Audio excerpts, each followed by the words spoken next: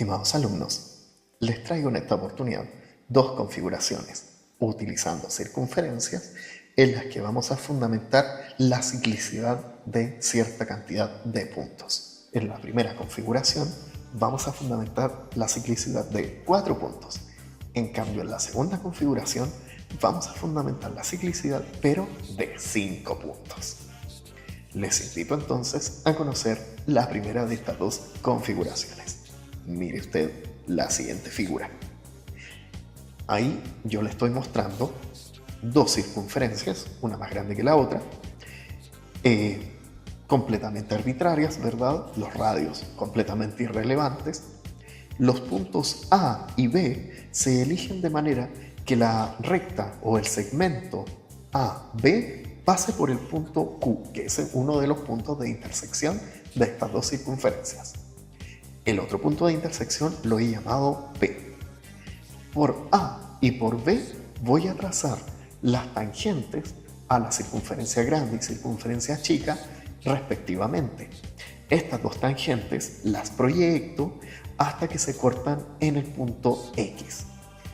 Lo que vamos a hacer es demostrar que el cuadrilátero que estoy formando ahí en la figura con las líneas punteadas, el cuadrilátero APBX, es un cuadrilátero cíclico, como lo muestra el siguiente diagrama. Mire, efectivamente, utilizando GeoGebra, podemos llegar a la conclusión de que hay una circunferencia que pasa por esos 4 puntos.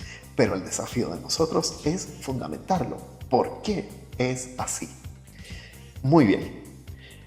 Comencemos entonces trazando el segmento que une los puntos P y Q. Notemos que los ángulos que yo estoy marcando ahí miden exactamente lo mismo, porque el ángulo ABX es un ángulo semi-inscrito, y como es semi-inscrito, mide lo mismo que cualquier ángulo inscrito que se vaya a vivir al mismo arco, es decir, al arco QB.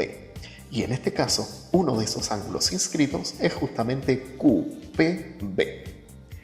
De la misma forma, podemos fundamentar la igualdad de los otros dos ángulos que están ahí, el ángulo XAB y el ángulo APQ.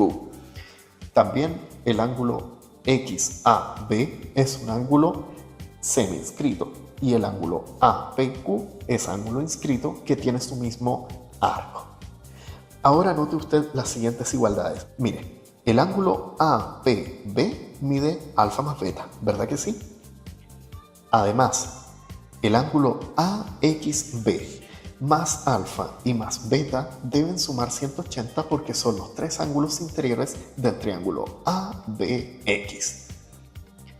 Entonces, ahora sustituyendo el valor de alfa más beta en esa segunda igualdad respecto de lo que encontramos en la primera igualdad, tenemos que AXB más APB es igual a 180. Es decir, en el cuadrilátero APBX hemos probado que el ángulo en P y el ángulo en X entre los dos suman 180. Y esto, como ya hemos visto en clases, implica de que el cuadrilátero es cíclico. Listo.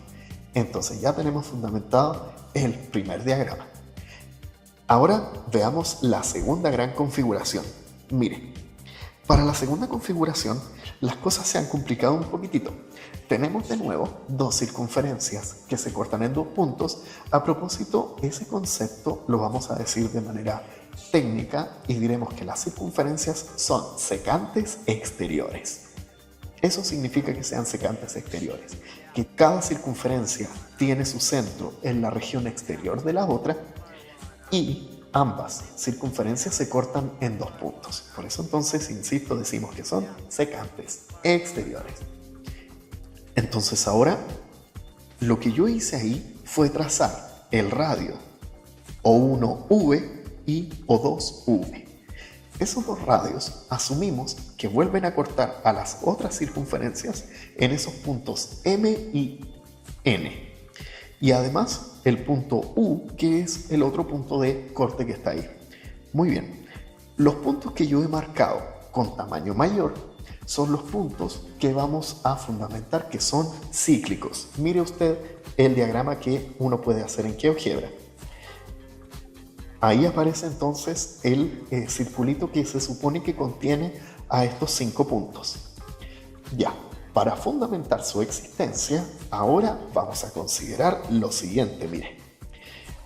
Primero vamos a simplificar bastante el diagrama que yo le mostré y vamos a considerar solamente los puntos V, O1 y N. Notará usted muy fácilmente que O1V y O1N son radios de la circunferencia chiquitita y por lo tanto ese es un triángulo isósceles. Mire usted, voy a marcar ahí de rojito para que se note que los dos segmentos miden lo mismo. Entonces, yo ahora voy a marcar como alfa el ángulo que está en V, ahí arribita, y por lo tanto, el ángulo que está en N, hacia adentro del triángulo, también debería medir alfa, ¿verdad que sí? Pues bien, a mí me va a interesar el ángulo exterior. El ángulo exterior simplemente va a ser el suplemento de este ángulo interior, es decir, 180 menos alfa, como usted lo está viendo en la figura. Listo. Ahora le invito a simplificar el diagrama, pero utilizando el otro punto. Mire usted.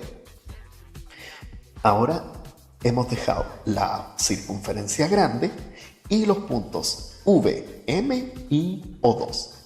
De nuevo, V y M, al ser puntos de la circunferencia grande, implica de que los dos segmentos que están trazados ahí, el O2V y O2M, son radios y por lo tanto, de nuevo podemos marcarlos del mismo color, como usted está viendo ahora.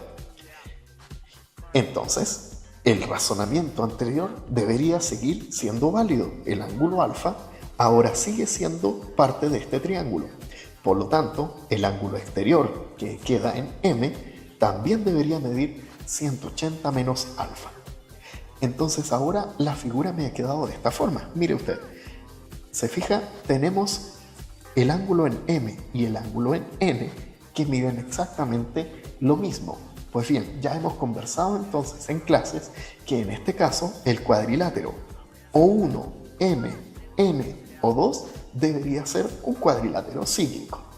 Es decir, esos 4 puntos pertenecerían a la misma circunferencia. Lo que me faltaría mostrar es que esta circunferencia también pasa por U.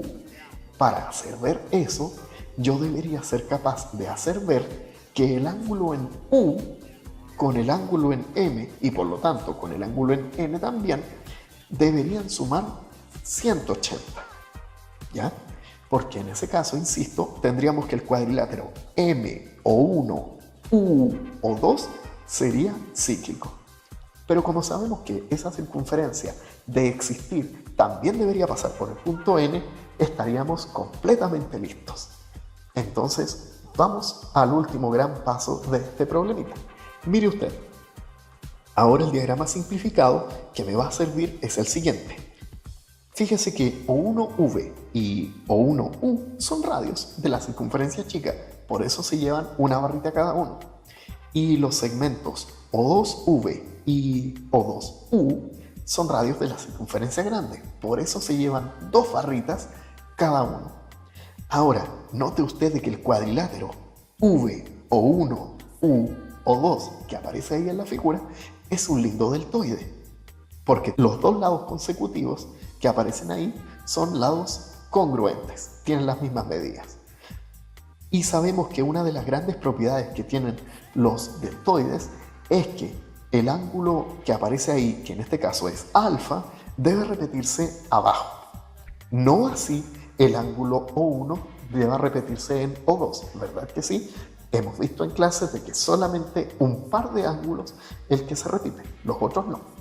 Ya, entonces, por eso yo he marcado ahí como alfa el ángulo de abajito.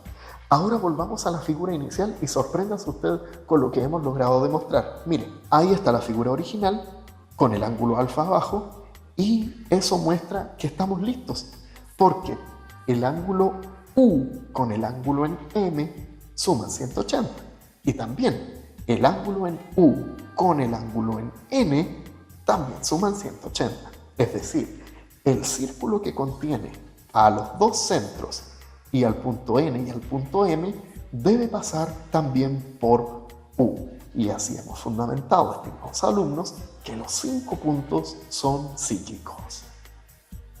Entonces espero que les haya servido este videito para seguir entrenando tanto los conceptos inmersos en estos problemas como también un poquito de razonamiento extra. Ante cualquier duda y consulta, por supuesto, usted siempre se puede acercar a mi persona a través de los medios que usted ya conoce.